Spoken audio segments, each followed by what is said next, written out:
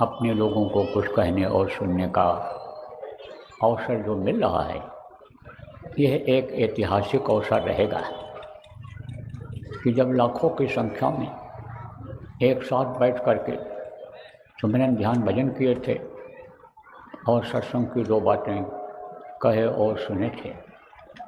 ये अपने लोगों के लिए ऐतिहासिक समय रहेगा। प्रेमियों, आज कार्तिक पूर्णिमा है।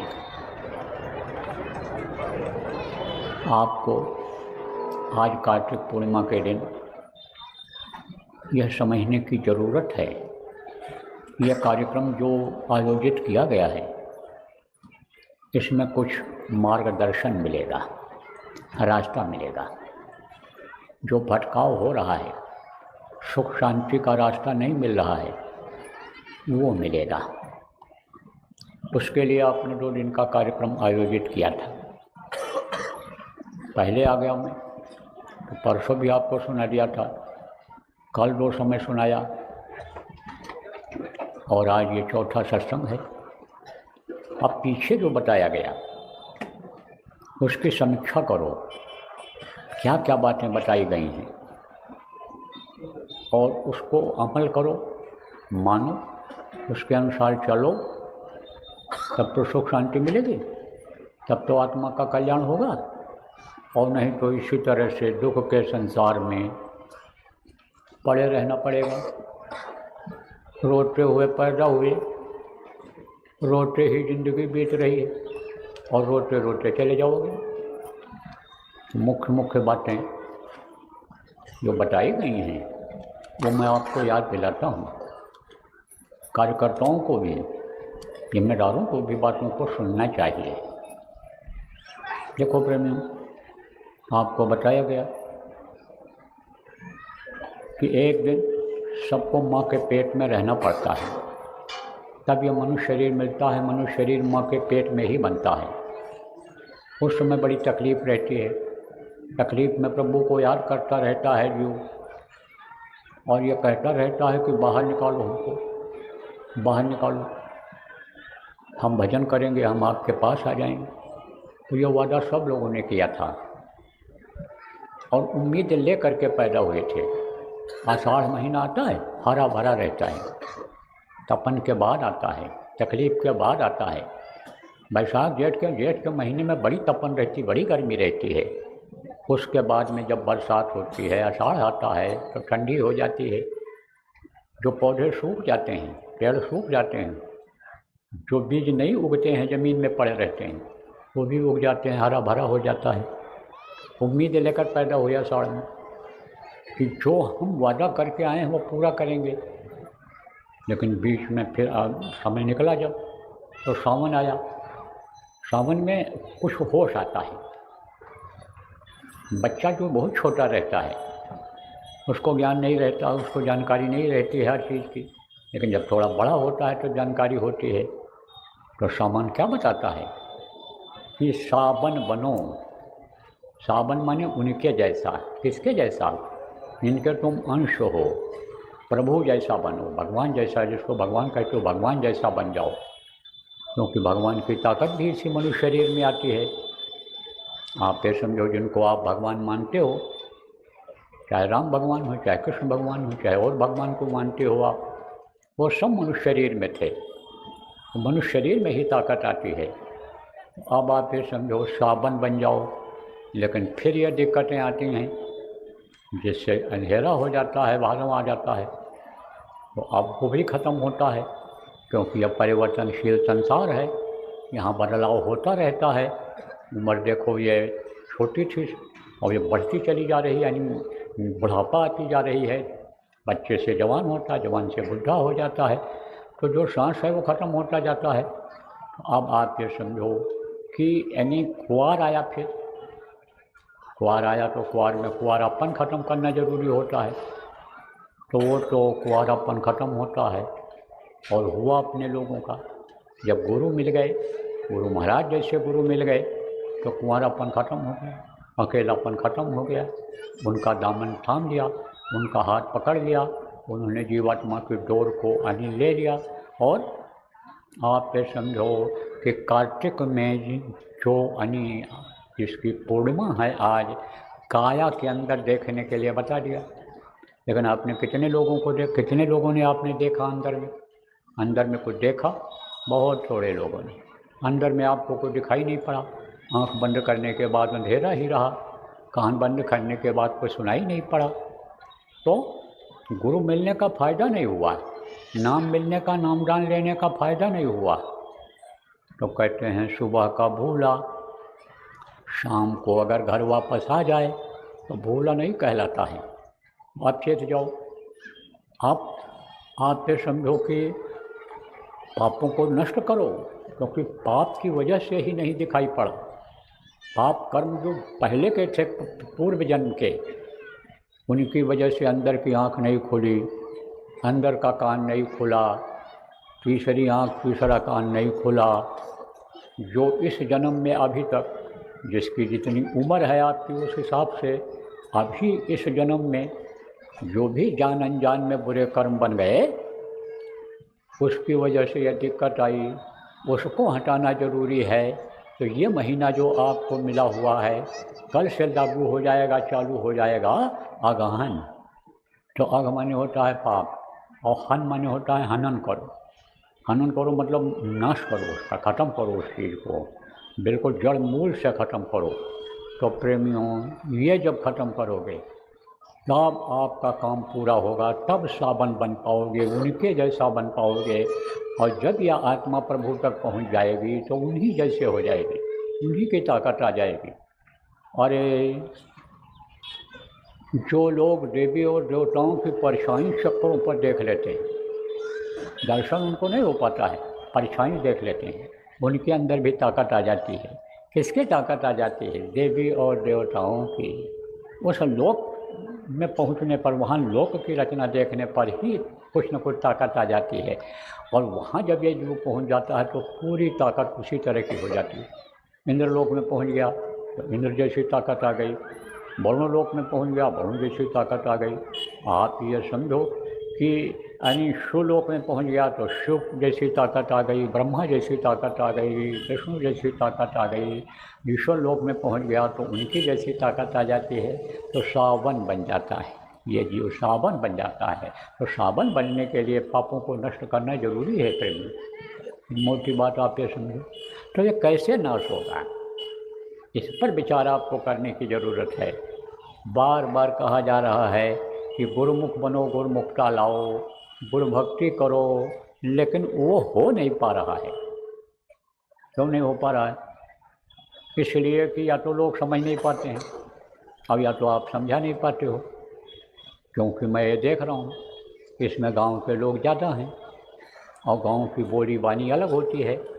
हर 6 कोस पर यानी 12 मील पर करीब 18-20 किलोमीटर पर बोली बदल जाती है, कुछ न कुछ बदल जाती है। तो जो मैं बोल रहा हूँ हो सकता है उनके समझ में न आता हो, तो आप कार्यकर्ताओं को उनको सिखाने की ज़रूरत है, उनको बताने की कार्यकर्ताओं को आपको ज़रूरत है कि अनुशासन होता है, अनुशासन का पालन किस तरह किया जाता है। अनुशासन किसको कहते हैं? जैसे ये मिलिट्री है, आपकी सेना है, उसमें कह दिया खड़े रहो तो खड़े रहो, हट गए तो उनको सज़ा मिल जाती है। ऐसे होना चाहिए। आदेश का पालन करना लोग सीख जाएं। आदेश का पालन नहीं सिखा पाते हो आप लोग। कहीं कहीं अनुशासन है, दूसरे प्रदेशों में मैंने देखा, वहाँ पर लोग जो कार्यकर्ता हैं सब चीज़ बताते हैं, सिखाते हैं, बराबर सत्संग सुनते हैं, नोट करते हैं, जो बातें बताई जाती हैं उसको जा कर के लोगों को बताते हैं। तो बहुत जगह अनुशासन है। लेकिन जब आप लोगों के यहाँ के लोग पहुँच जाते हैं, इधर के पूर्वांचल के लोग पहुँच जाते हैं, यूपी बिहार बंगाल उधर के लोग, तब वो आप ये समझो कि बाधा डालते हैं। तो अनुशासन बहुत ज़रूरी है। अगर अनुशासन नहीं आएगा तो ये धीरे धीरे गुरुमुख बजाय के बनने के बजाय मनमुख बन जाएंगे और यह संत मत से अलग हो जाएंगे। यह संत मत को समझ नहीं पा रहे हैं। संत मत को समझाने की इनको ज़रूरत है कि संत मत में अनुशासन बहुत ख़ास चीज़ होती है। अब आप कहोगे तो हम अनुशासन में रह दूँ आपको।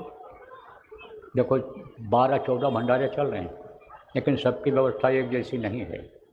मनमानी लोग करते हैं, कुछ जान नहीं पाते हैं। राशन पानी वही है, लेकिन उसका उपयोग ठीक से नहीं हो पाता है। सेवादार उसमें हैं जो, वो सब चीज़ों को बताना पड़ेगा। सर सफाई है, नियम कानून उसका बना दो आप, भंडारों का, खाने पीने परोसने का बता दो। जैसे जानवर खाते ऐसे नहीं खाएं, टूट न पड़ें, भोग लगावें और फिर उसके बाद बाँटें। आप समझो कि भोग लगा करके लोग खाएं, ये सब सिखाने की ज़रूरत है।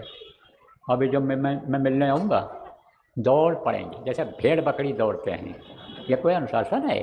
अरे इनको सिखाओ कि भाई एक बार अगर आपको हो गया तो बार बार क्यों वहाँ जाकर खड़े होते हो, दूसरे को मौका नहीं देते हो। दूसरे को मौका दो, एक बार हो गया तो हो गया। एक ही बात को रटते रहते हैं बराबर, क्या ज़रूरत है उसी बात को कहते कहते। चिढ़ पैदा होती है किसी से, कई बात को कहते रहो तो उसको चिढ़ पैदा हो जाती है, क्रोध आ जाता है आदमी को। तो यह बात सब बताने की ज़रूरत है प्रेमियों, समझाने की ज़रूरत है। इस समय पर ये ज़्यादा ज़रूरी है और विशेषकर उत्तर प्रदेश में ज़्यादा ज़रूरी है ये चीज़। क्यों? क्योंकि यहाँ संख्या बहुत बढ़ती जा रही, तो यह संख्या घटते भी देर नहीं लगेगी। इनके अंदर अगर गुरुमुखता आप नहीं भर पाए, इनको अगर आप नामदान नहीं समझा पाए, ये अगर नामदान नहीं समझे, भजन ध्यान सुमिरन ये नहीं किए, ये सत्संगों में आना नहीं सीख पाए, सत्संगों में उठना बैठना नहीं सीख पाए, कि ये अगर ये नहीं सीख पाए कि कहा गया ध्यान लगाओ, आँख खोले बैठे, आँख खोले बैठे हैं और बस हाथ जोड़ देते हैं, उसी में देखते हैं, आँख खोलते हैं, बस हाथ जोड़ देते हैं। तो अब आप ये समझो, ये सब नहीं अगर सीख पाए और आप नहीं सिखा पाए, तो आप ये समझो कि इनका ये समय बेकार चला जाएगा, इनको कोई फ़ायदा नहीं होगा। ना तो इनके बीमारी में फ़ायदा होगा, ना इनके लड़ाई झगड़े में फ़ायदा होगा, ना इनको जो बरकत नहीं मिलती उनमें नहीं फ़ायदा होगा, ना इनका जो बिगड़ा हुआ काम है वो बन पाएगा। तभी आपके पास रहेंगे, नहीं रहेंगे, भाग जाएंगे। चूहे लगे हुए हैं कुतरने में, वो कुतर के आपकी संगत को ख़त्म करेंगे। इसलिए ये ज़्यादा ज़रूरी है। असली चीज़ को क्यों नहीं पकड़ा देते हो, पकड़ लेते हो आप लोग। आप कहोगे हमारे ज़िले के जिम्मेदार बताएंगे, हमारे प्रांत के जिम्मेदार ये काम करेंगे। आपकी भी तो कोई जिम्मेदारी बनती है। आप लोग कुछ लोग ऐसे हो जो घर के मुखिया हो, ये माताएं बच्चियां ये घर की जिम्मेदार हैं। तो जैसे जिम्मेदारी आप घर की निभाते हो, बच्चे और बच्चियों, ऐसे कुछ संगत की भी जिम्मेदारी भी निभाओ। देखो अभी गाड़ी में जब मैं बैठूँगा तो क्या फेंकेंगे अंदर? फूल फेंकेंगे ऊपर में, चिट्ठियाँ ऊपर ऐसे फेंक देते हैं, पुतली जो लाते हैं सर सामान सेवा की वो फेंक देते हैं कि महाराज जी के ऊपर पड़ जाए। महाराज जी को बोलने लायक रखोगे? महाराज जी का आँख फूट जाएगा, महाराज जी का दांत टूट जाएगा, महाराज जी का चेहरा खराब हो जाएगा, घुटने में लग जाएगा, हाथ में लग जाएगा, तो कोई महाराज जी से पाओगे? कुछ नहीं पाओगे।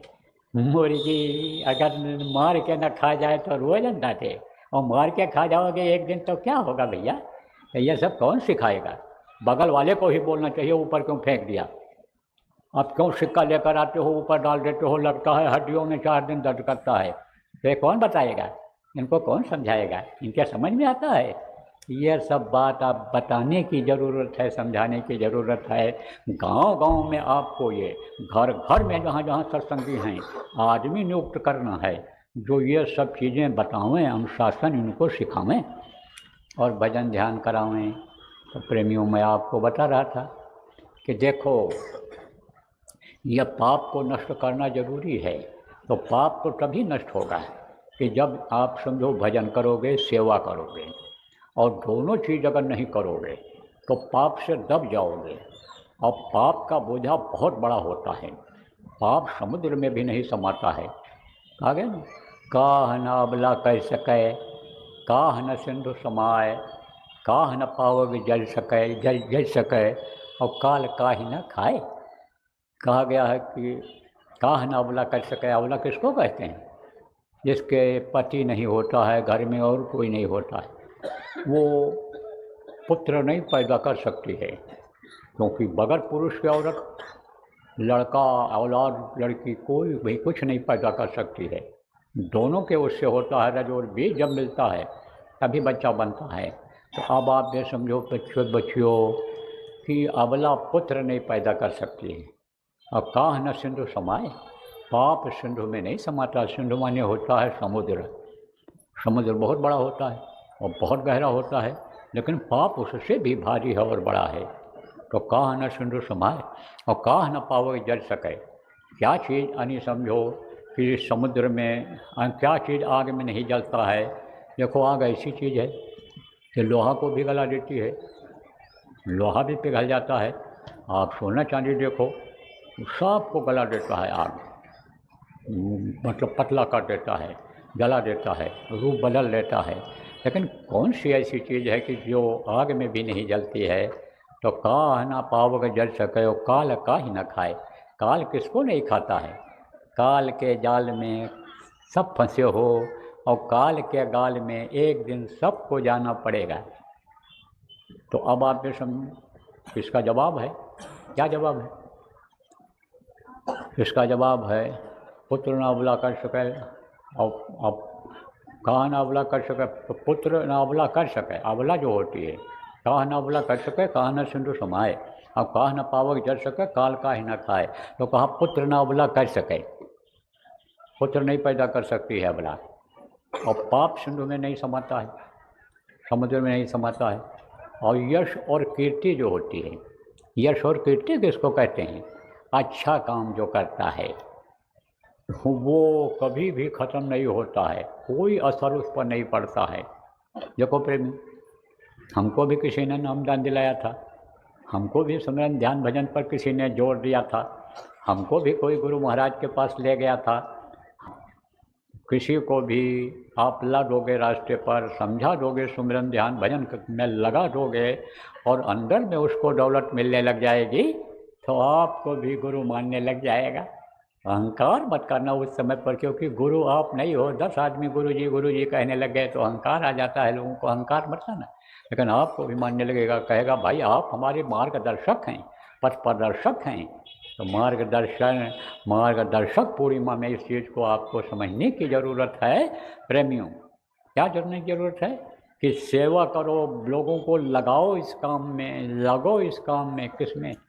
भजन में, सुमिरन में, ध्यान में। तो काल नहीं खाए, काल अपने को नहीं खा सकता है। काल रहता है, हमेशा रहता है, जब तक ये सृष्टि रहेगी रहेगा। आप ये समझो जब सृष्टि खत्म होने को होगा तब उसका सिमटाव होगा। बाकी ये नीचे का सबको काल खाता है, सबको ख़त्म करता है। देवलोक भी ये आप ये समझो कि ये चलायमान हैं, उनमें भी जीव नहीं रहते हैं, सभी हैं नीचे के जितने हैं सब में नहीं रहते हैं। सबका यह नियम बना दिया है उसने कि जो भी शरीर धारण करेगा, चाहे लिंग शरीर हो, चाहे सूक्ष्म शरीर हो, चाहे ये पिंडी शरीर हो, सबको शरीर छोड़ना पड़ता है। तो प्रेमियों, आपको इस बात को आज समझने की ज़रूरत है कि कर्म कैसे नष्ट किए जाएंगे। कर्म नष्ट होंगे सेवा से, कर्म नष्ट होंगे भजन से। तो ये 2 काम करने की ज़रूरत है। तो सेवा के बारे में तो आपको बता दिया कि एक आदमी कोई बिगड़ा हुआ है उसको सुधार दोगे तो वो आपका एहसान मानेगा, परोपकार वो आपका होगा।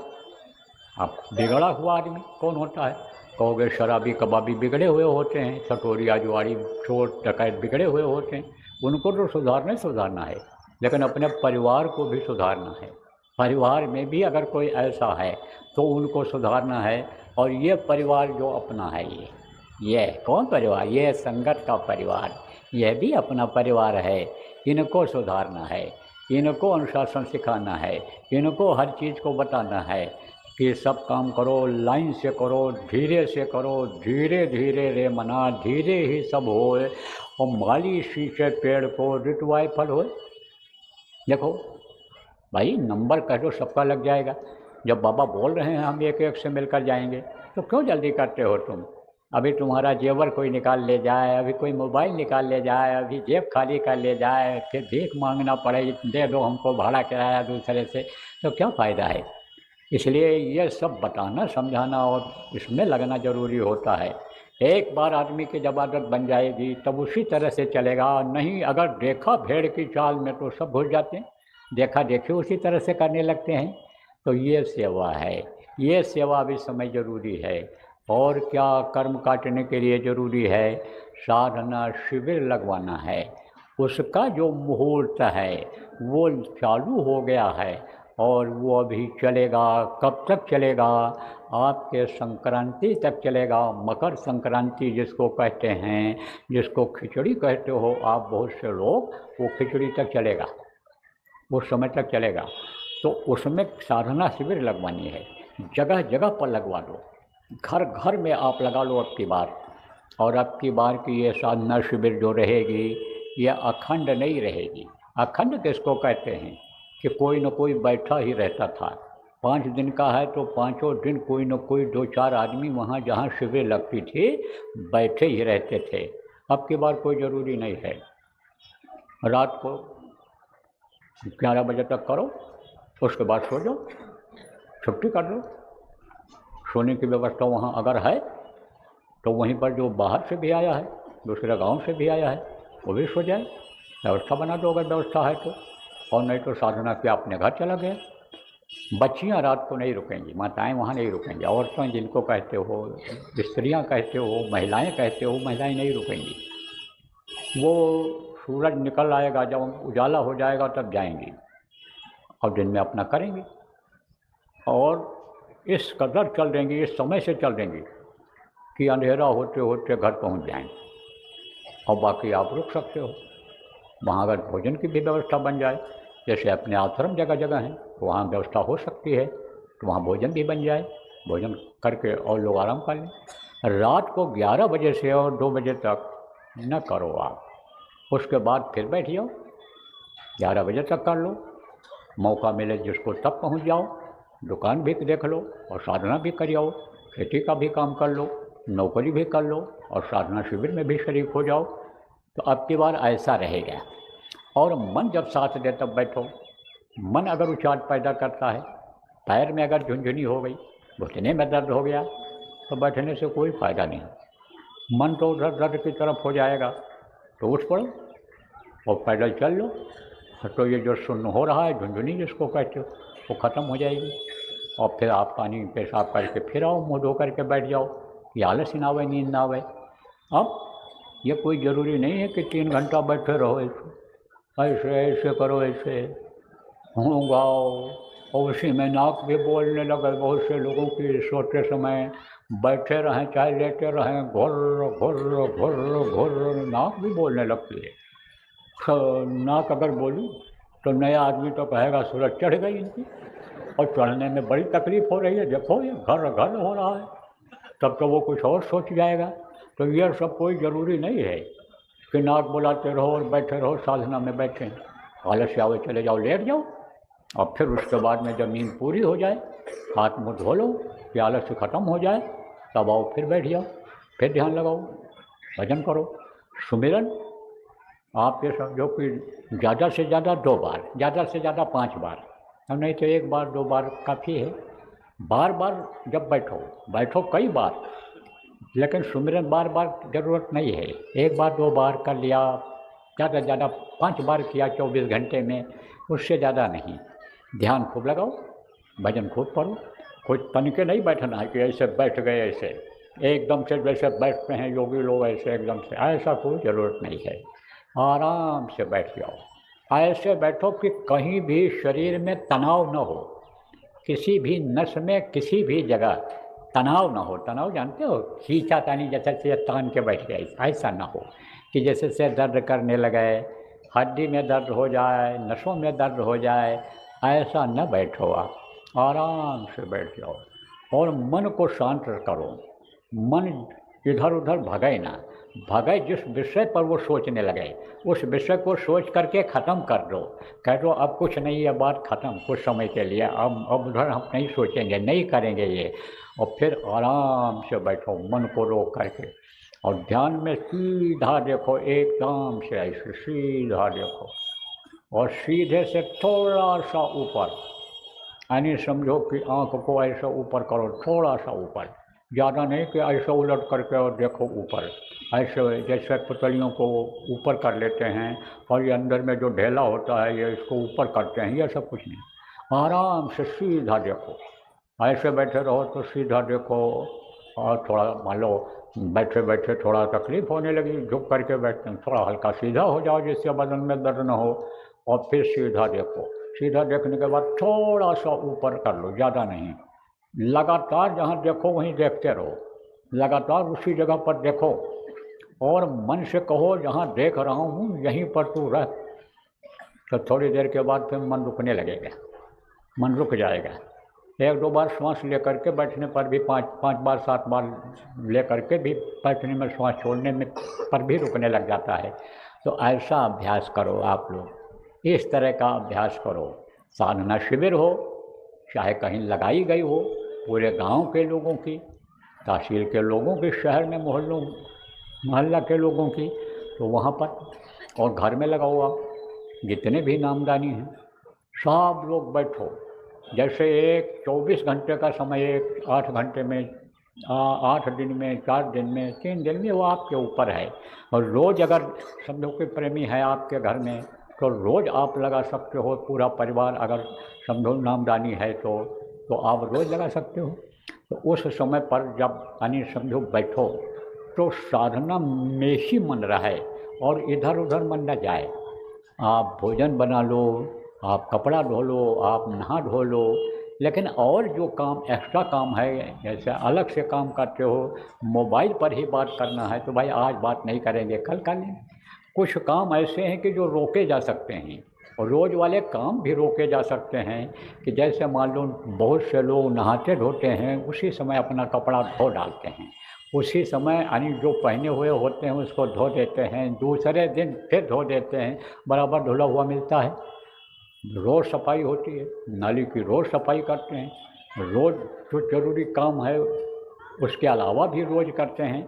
जूते में पॉलिश एक दिन कर लो, 2 दिन आप समझो चल जाएगा, गाड़ी घोड़ा एक दिन साफ़ कर लो, तो कोई ज़रूरी नहीं है कि अंदर भी दूसरे दिन सफाई करो, दूसरे दिन कर दो। उस दिन और काम जो है उसको रोक दो, जो बहुत ज़रूरी नहीं है, उस दिन केवल साधना में समय दो आप।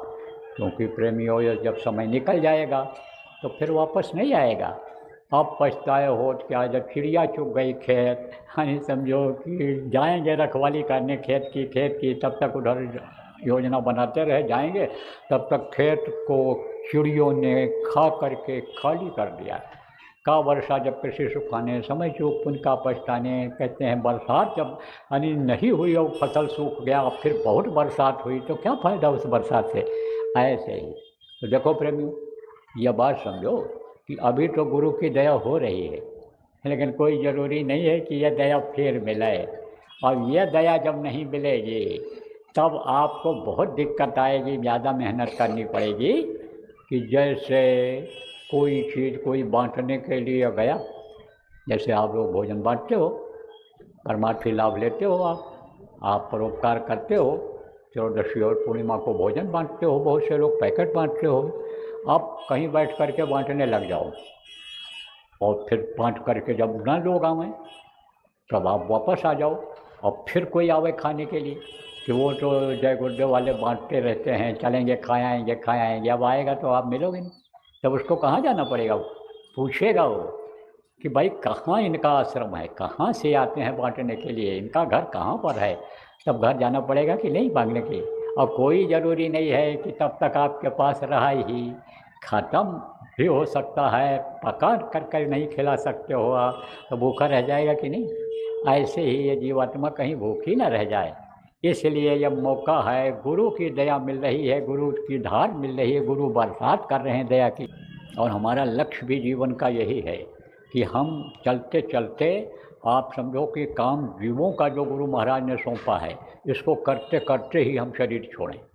अब आगे गुरु महाराज की जैसी मौज होगी, लेकिन समय परिस्थिति देखना पड़ता है। आपके विचार आए, आपकी भावनाएं अच्छी हैं, इसी तरह से आप विचार भावना अपनी बनाए रखना। ये किन की बात है? उन जिला के लोगों की बात है कि जिन्होंने दरख्वास्त दिया है कि हमारे ज़िले में कार्यक्रम कर दिए जाएं। तो अब इस समय पर इधर दिक्कत है उत्तर प्रदेश में। क्यों दिक्कत है? कि देखो इस समय पर आपका 8 बज गया, 8:15 हो रहा है, और 8:15 बजे तक देखो कोहरा है। अब यह कोहरा अभी आगे बढ़ेगा, इसमें आवागमन कम हो जाता है, आदमी यात्रा कम कर पाते हैं। ज़्यादा समय लगता है पहुंचने में। कभी कभी तो एकदम से इतना कोहरा हो जाता है कि सूरज तक नहीं दिखाई पड़ता है, ठंडी हवा भी चल जाती है तो ठंडी बढ़ जाती है। तो इस समय व्यवस्था आपको ज़्यादा करना पड़ेगा, और कोई ज़रूरी नहीं है कि व्यवस्था पूरी ही हो जाए, क्योंकि इन्होंने देखो यह स्थान बनाया था सत्संग के लिए, आप ये समझो 15 एकड़ ज़मीन यह है, लेकिन अब यही छोटा हो रहा है। इसलिए इस समय को आप अभी टाल दो, आप ये सब काम कराओ जो बताया है, वो काम करो, कराओ लोगों को, दौरा उसी तरह से करो, मेहनत उसी तरह से करो कि जैसे कार्यक्रम जब आपको मिल जाता है तो मेहनत करते हो, दौरा करते हो, व्यवस्था करते हो, ये सब उसी तरह से करो। इससे आपके भी कर्म कटेंगे, और इसमें जो सहयोग करेंगे आपके कार्यकर्ता, उनके भी कर्म कटेंगे। भजन में यानी मन लगेगा, जब कर्म कट जाएगा तो भजन करो, कराओ, अनुशासन सिखाओ, संगत की रीति नीति सिखाओ, यह काम आप करो। जब थोड़ी गर्मी आ जाएगी और गुरु महाराज की दया रहेगी, समय परिस्थिति अनुकूल रहेगी, स्वास्थ्य ठीक रहेगा, तब आपकी इच्छा पूरी कर दी जाएगी। इस समय उत्तर प्रदेश में नहीं हो सकता। इस समय कहाँ होगा? महाराष्ट्र में। इस समय कहाँ होगा? गुजरात में। इस समय कहाँ होगा? छत्तीसगढ़ में, जहाँ पर कम ठंडी होती है, जहाँ पर मौसम का असर कम होता है, वहाँ कर दिया जाएगा। वहाँ मांग भी है, इन सब जगहों पर मांग है, तो वहाँ कार्यक्रम समय परिस्थिति के अनुसार कर दिए जाएंगे। इसके अलावा और भी काम हैं जो मैं बराबर आपको बताता रहा हूँ कि आश्रम का विकास है, और भी जो आपका जिसको पेंडिंग वर्क कहते हो, जो काम रुका हुआ है संगत का, उसको भी सब आप लोग करो, बराबर आदत डालो, काम में लगे रहने की आप लोग आदत डालो। तो अब देखो, अब ज़्यादा सुनने और सुनाने का समय नहीं है, बहुत सुनाया गया। गुरु महाराज देखो सुनाते सुनाते चले गए, और गुरु महाराज के बाद से ही यानी शुरू कर दिया गया, नामदान 1 साल के बाद से ही देना शुरू कर दिया गया, लेकिन उसका परिणाम नहीं निकल रहा है, रिजल्ट नहीं निकल रहा है। अब रिजल्ट लाने की ज़रूरत है कार्यकर्ता आप लोगों को, और जितने भी लोग आप बैठे हुए हो, उसका फल लेने की ज़रूरत है। कौन सा फल? भजन का फल। भजन का फल बहुत मीठा होता है। आप समझो, फल तो वैसे सब लोग खाते हैं, लेकिन भजन का फल जब मिल जाता है, जैसे मीठा फल किसी को मिल गया, आम मिल गया, केला मिल गया, अनार मिल गया, तब वो सेब संतरा में जिसमें कम मिठास होती है उसको नहीं पसंद करता है। तो अभी तो आप इसमें लगे हुए हो, ये दुनिया का जो ग़िज़ा है, जिसमें आपका टेस्ट ज़बान का है, उसमें लगे हुए हो, लेकिन अंदर का फल जब आपको मिल जाएगा ग्रहण करने का, पान करने का, आप समझो कि जब यानी अमृत पान करने का मिल जाएगा, तब आपकी तृप्ति हो जाएगी, तब आपका मन भर जाएगा। इससे मन नहीं भरता। कैसे? अनाज से। अनाज से मन भरता तो क्यों रोज़ बनाना पड़ता, खाना पड़ता है? इससे मन नहीं भरता है। मन कब हटता है? कि जब ज़्यादा खा लो और डकार आने लग गई, जब लैट्रिन पतली आने लग गई, 10 बार दौड़ना पड़ गया ठंडी के महीने में रात में, तब उससे थोड़े समय के लिए यानी मन हटता है, लेकिन जैसे ठीक हो जाता है फिर मन उसी तरह चला जाता है। मन भरता नहीं है, तृप्ति नहीं होती। उससे तृप्ति हो जाएगी, मन भर जाएगा। किससे? भजन के फल से, भजन की ग़िज़ा से मन प्रसन्न हो जाएगा, खुशहाल हो जाओगे। तो ज़्यादा क्या बताया जाए आपको? बहुत बताया गया, बहुत समझाया गया, खूब सुनाया गया, दोहा चौपाई श्लोक उदाहरण देकर समझाया गया, किस्सा कहानी दृष्टांत, लेकिन पूछा जाए तो याद है? नहीं याद हो। कितनी बार कहा गया प्रार्थना याद कर लो, पूछा जाए तो अभी हाथ नहीं उठाओ, और अगर उठा भी दोगे देखा देखी, और कहा जाए बोलो तो बोल नहीं पाओगे। कुछ लोग आधी अधूरी बोलोगे, 2 लाइन इसमें की, 2 लाइन उसमें की, 3 लाइन इसमें की बोलोगे, मिला जुला। तो भैया जो बताया जाए उसको करो। प्रार्थना याद कर लो, भजन में मन न लगे तो प्रार्थना करो, उसमें भी मन न लगे तो आप ये समझो कि सत्संग की बातें सत्संगियों से करो, तब यानी प्रेम पैदा होगा गुरु से, तब ज्ञान होगा। तो क्या बनाया था आज? तो कहें कलौंजी बनाया था, आज पनीर बनाया था, आज मिस्सी रोटी बनाया था, आज बाजरे की रोटी बनाया। यही सब बात करती रहती हो बच्चियों। उस समय पर सत्संग की बात करो आप, तो भाव बनेगा, उससे गुरु भक्ति जगेगी, उससे ज्ञान पैदा होगा। न मन लगे तो तब भजन में भी मन लगेगा। तो ये सब कहीं करते हो?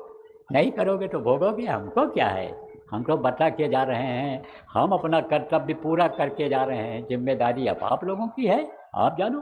करो, अगर सुख शांति चाहते हो, बच्चों की तरक्की चाहते हो तो बच्चों को सत्संगों में लाओ, बच्चों को प्रचार प्रसार में लगाओ। बच्चे अगर बिगड़ रहे हों तो अच्छे बच्चे जो हैं, साधक बच्चे हैं, उन्हीं साथ कर दो, वो उनके अंदर सुधार ला देंगे। लेकिन करते हो कहीं? सोच लें, बस जाने के बाद सुस्त पड़ गए एकदम से। अब जब कोई हंटर उठाता है तब ज्ञान ऐसे लोगों को होता है। हंटर क्यों रखते थे? हंटर किसको कहते हैं? जिसको डंडा कहते हो, जिसको कोई रूल कहता है, जिसको बेत कहते हो। ये पुलिस वाले रखते हैं ना, जैसे दिखाते हैं तैसे कांप जाता है आदमी। तो ऐसे अंग्रेज लोग हंटर रखते थे। मतलब यह है कि ऐसा दिखाते थे ऐसे लोगों को, क्योंकि बोले लोग समझते नहीं थे और मारते भी थे, खूब मारते थे। तो हंटर से लोग डरते थे।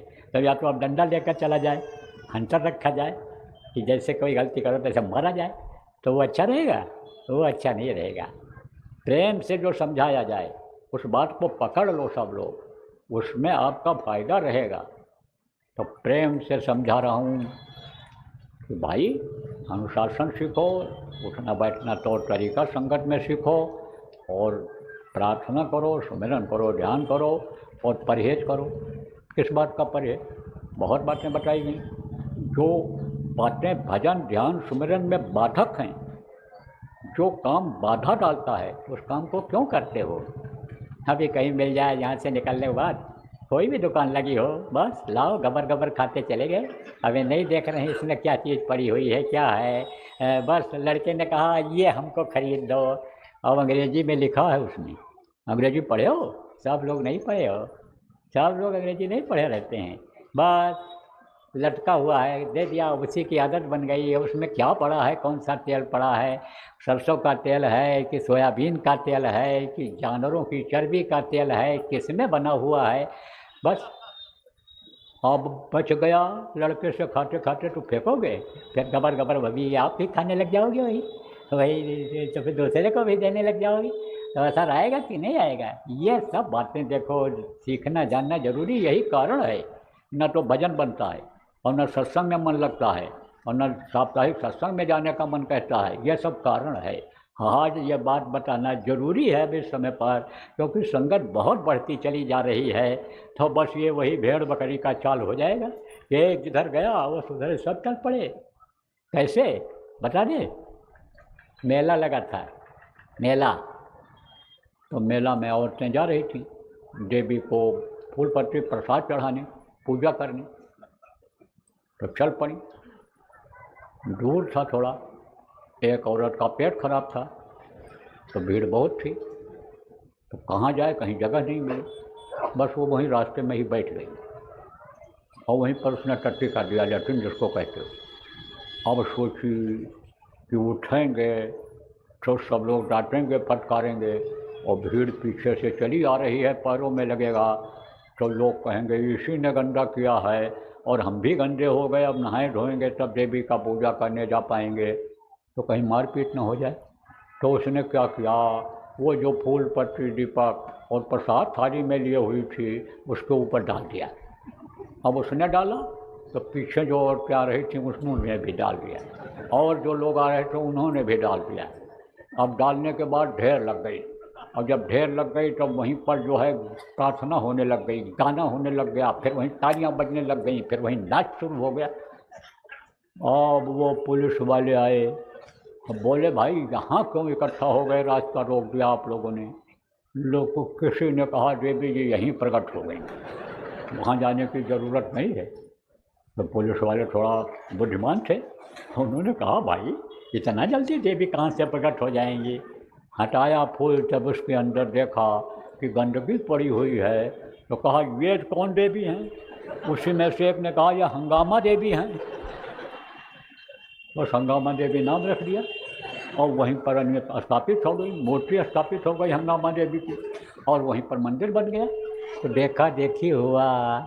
इधर मथुरा में चले जाओ, वृंदावन रोड पर, मथुरा वृंदावन रोड पर, तो वहाँ पर एक लुटेरे हनुमान का मंदिर है।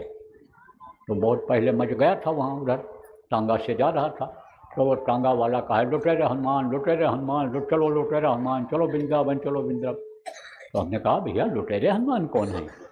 तब जब टांगा बैठ गए पूछे लुटेरे हनुमान कौन है, तब उसने बताया कि यहाँ पर लोग जय हनुमान, जय सिया राम, जय हनुमान, जय हरे कृष्णा, जय हनुमान, जय सिया राम ये बोलते रहते थे। और टांगा जब कोई आता हुआ देखें तो वही लोग जाएँ उनको लूट लें और लूट करके फिर हमें बोलने लग जाएं। तब इनका नाम लुटेरे हनुमान रख दिया। और देखा देखी में फंस जाओगे आप, और देखा देखी में संत मत से अलग हो जाओगे। हाथी पर सवार हो करके और फिर गधे पर बैठ जाओ।